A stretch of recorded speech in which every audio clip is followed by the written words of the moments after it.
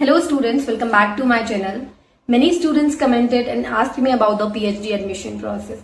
They asked कि PhD admission कैसे हुआ, PhD admission process में कौन कौन से steps से आपको गुजरना पड़ा, इंटरव्यू का एक्सपीरियंस कैसा था, फाइनल मेरिट लिस्ट किस बेस पे बनती है. तो in this video I will tell you about the complete process of the PhD admission. Firstly you have to decide कि आपको कौन सी यूनिवर्सिटी से PhD करनी है. आपको जिस भी यूनिवर्सिटी से पीएचडी करनी है उसकी नोटिफिकेशन का ध्यान रखना होगा. यूनिवर्सिटी अपना नोटिफिकेशन निकालती है कि कौन से डिपार्टमेंट में कितनी सीट्स वेकेंट है, how many seats are vacant in which department. तो आपको उस नोटिफिकेशन का वेट करना होगा और जब ये नोटिफिकेशन अनाउंस होता है उसके बाद यूनिवर्सिटी आपको डेट देती है. यूनिवर्सिटी डेट अनाउंस करती है कि जैसे 1 जून से लेके 18 जून या 20 जून तक आपको पीएचडी एडमिशन का फॉर्म फिल करना है. और मैंने अपनी पीएचडी यूनिवर्सिटी ऑफ राजस्थान से कर रही हूँ. तो जब इसका नोटिफिकेशन अनाउंस हुआ था, इसकी सीट्स अनाउंस हुई थी, उसके बाद में जब एडमिशन का फॉर्म फिल किया था मैंने, तो उसके रजिस्ट्रेशन के लिए 3000 रुपीज लगे थे. हर यूनिवर्सिटी के अलग अलग फीस हो सकती है, अलग अलग स्ट्रक्चर हो सकता है, अलग अलग एडमिशन प्रोसेस हो सकता है. मैं अपना एक्सपीरियंस आपके साथ शेयर कर रही हूँ यूनिवर्सिटी ऑफ राजस्थान का, कि मैंने यूनिवर्सिटी ऑफ राजस्थान में अपना पीएचडी एडमिशन कैसे लिया है. तो पहले आपको पीएचडी एडमिशन का वो फॉर्म फिल करना होता है. इसमें सारी इन्फॉर्मेशन आपको डालनी होती है, आपका नेट सर्टिफिकेट, आपकी कास्ट कैटेगरी और सारी इन्फॉर्मेशन जो फॉर्म में रिक्वायर्ड होती है. उसके बाद यूनिवर्सिटी आपको राइटअप अपलोड करने के लिए 3 to 5 डेज का वक्त देती है कि आप इस वक्त में अपना राइटअप सबमिट कर दीजिए. यूनिवर्सिटी अपने राइटअप का भी एक फॉर्मेट बताती है कि इस फॉर्मेट में आपको अपना राइटअप सबमिट करना है. अलग अलग यूनिवर्सिटी का राइटअप फॉर्मेट अलग अलग हो सकता है. बेसिक फॉर्मेट तो यही होता है कि इसके 4 पॉइंट्स है. First is statement of the problem, then objective, review of literature and methodology.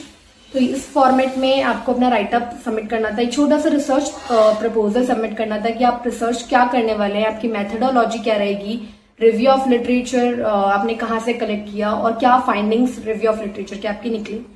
तो ये आपको उस राइटअप में लिखनी है और अपलोड करनी है. राइटअप के कुछ इंस्ट्रक्शंस भी दिए हुए थे, जैसे कि 1500 वर्ड से ज्यादा वर्ड नहीं होने चाहिए राइटअप में, और आपको टू द पॉइंट अपनी रिसर्च प्रपोजल समझानी है कि ऑब्जेक्टिव्स मेरे ये हैं, मेथोडोलॉजी में ये यूज करने वाली हूँ, स्टडी एरिया मेरा ये है, डिजाइन ये रहेगी, सैम्पलिंग में ये चूज करने वाली हूँ. ये सब आपको राइटअप में लिखना होता है.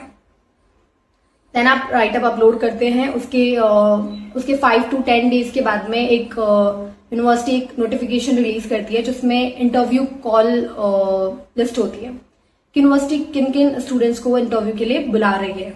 तो यूनिवर्सिटी वैकेंसी से डबल स्टूडेंट्स को इंटरव्यू के लिए बुलाती है. उसके बाद में इंटरव्यू कॉल शेड्यूल रिलीज होती है जिसमें आपको पता चलता है कि आपका इंटरव्यू कौन सी डेट पे है, कब शेड्यूल हुआ है. देन आपका इंटरव्यू होता है. इंटरव्यू में 4 to 5 प्रोफेसर होते हैं पैनल में जो आपसे क्वेश्चंस पूछते हैं. इंटरव्यू के लिए आपको एक पीपीटी प्रेजेंटेशन बना के लेके जानी होती है, टू द पॉइंट, बिल्कुल सिंपल. सिर्फ ये लिखा होना चाहिए कि आपका स्टेटमेंट ऑफ द प्रॉब्लम क्या है, रिव्यू ऑफ लिटरेचर आपने कहाँ से कलेक्ट किया है, ऑब्जेक्टिव्स क्या है और मेथोडोलॉजी क्या रहेगी. ये आपको पीपीटी प्रेजेंटेशन में डाल के इंटरव्यू वाले दिन आपको प्रेजेंट करनी होती है प्रोजेक्टर पे या फिर आपके लैपटॉप में. जब आप ये प्रेजेंट करेंगे तो पैनल आपसे क्वेश्चंस पूछ सकते हैं कि आपकी मेथोडोलॉजी में जो आपने ये डाला है कि क्वासी एक्सपेरिमेंटल डिजाइन या फिर जो भी डिजाइन आपने डाला है कि ये ही क्यों चूज किया, आप इंटरवेंशन कैसे दोगी, आपने जो रिव्यू ऑफ लिटरेचर कलेक्ट किया उसकी फाइंडिंग्स बताओ हमें, क्या फाइंडिंग्स है, आपके एक्सपेक्टेड आउटकम्स क्या होंगे रिसर्च को लेके. ये सारी चीजें पैनल सबसे पूछ सकता है और वो पूछ सकते हैं कि आपके रिसर्च में नोवेल्टी कहाँ है. अगर ये सर्च हो चुकी है तो आपकी रिसर्च के अंदर नोवेल्टी क्या नया आप फाइंड कर रहे हो. तो ऐसे करके बहुत सारे क्वेश्चंस पैनल सबसे पूछेंगे. एंड उसके बाद यूनिवर्सिटी एक फर्स्ट मेरिट लिस्ट अनाउंस करती है जिसमें कुछ बच्चे होते हैं जिनको इंटरव्यू के बेसिस पे और यूजीसी नेट जेआरएफ के स्कोर के बेसिस पे उनको सिलेक्शन मिलता है. देन जिन भी बच्चों का फर्स्ट मेरिट लिस्ट में नाम होता है उनको अपने डॉक्यूमेंट वेरिफिकेशन के लिए 3 to 4 डेज मिलते हैं कि आप डॉक्यूमेंट वेरिफिकेशन करवाइए और फीस सबमिट कीजिए. तो फीस यूनिवर्सिटी ऑफ राजस्थान की फीस 36,665 रुपीज लगी थी जो डीडी के थ्रू हमें वहां सबमिट करनी थी. तो यूनिवर्सिटी ऑफ राजस्थान में हमने इस प्रोसेस के थ्रू फीस जमा की और अलग अलग यूनिवर्सिटी का अलग अलग प्रोसेस हो सकता है कि वो एडमिशन के लिए एक और फॉर्म फिल करवाएं या फीस वहाँ पे करवाएं।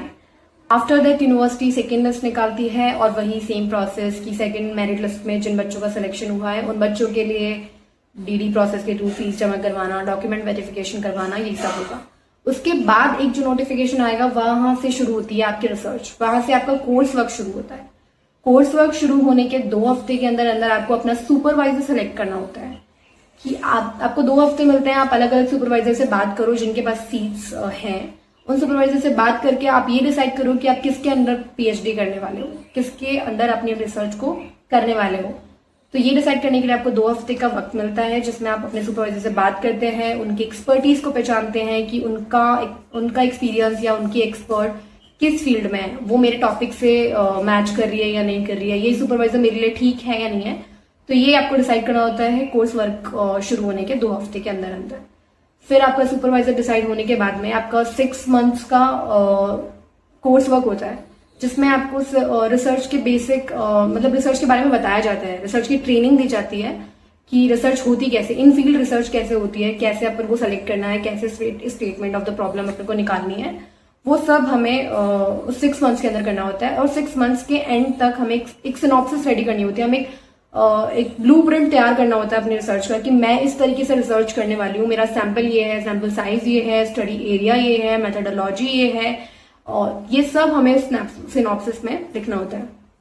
आफ्टर दैट वो सिनॉप्सिस हमें RAC की मीटिंग होती है और रिसर्च एडवाइजरी कमेटी की मीटिंग होती है जिसमें हमें वो सिनॉप्सिस प्रेजेंट करना होता है कि दैट ये मेरी फाइनल रिसर्च है, मैं ये करने वाली हूँ और मेरा इंटरवेंशन ये रहने वाला है, इन फील्ड में ये करने वाली हूँ।